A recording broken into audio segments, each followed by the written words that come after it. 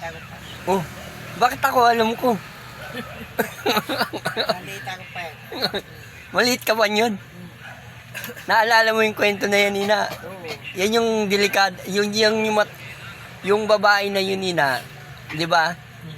Na, yung sa bote, nilagay niya sa bote, yun yung mga maitim na na, Kuhan yun.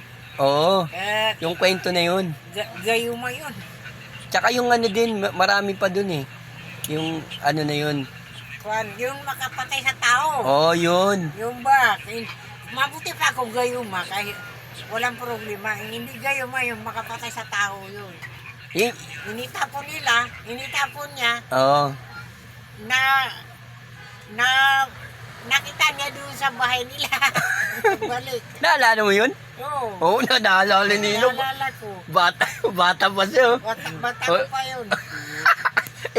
At hindi pa ako sinisilang. Bakit alam ko?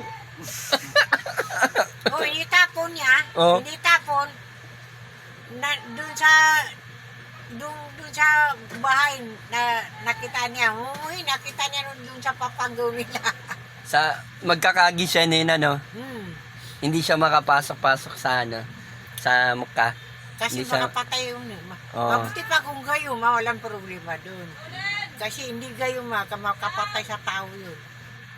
Yun yung panon, yun yung kwento na yun. Oh, wala dito. Sino yan?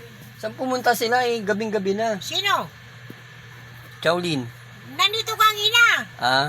Diyan sa baba, tingnan mo siya sa baba. Nandito silang inutos ako pa sila.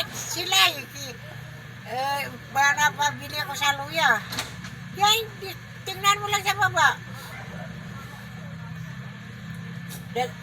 Dalawa sila kinugnog. Ano? Tawagin mo. Ay, Wala nakita na. si Gilly yun. Oh. Inutos ako pa sa luya, mamili. Yun yung kwento na yun, naalala mo yun na. Oo, nakalita ko pa yan. Hindi pa ako sinisilang. Alam, sa bunggo ay nun, wala nakakaalam dyan. Ayun ko. Sa panahon ngayon, wala na yan. Malita ko pa yan. Inistorya yung babae. Oh. Sabi niya, nagpunta kami sa Mika, initapon namin, kaya itapon nila, ililimutan nila, kasi makapatay man. Initapon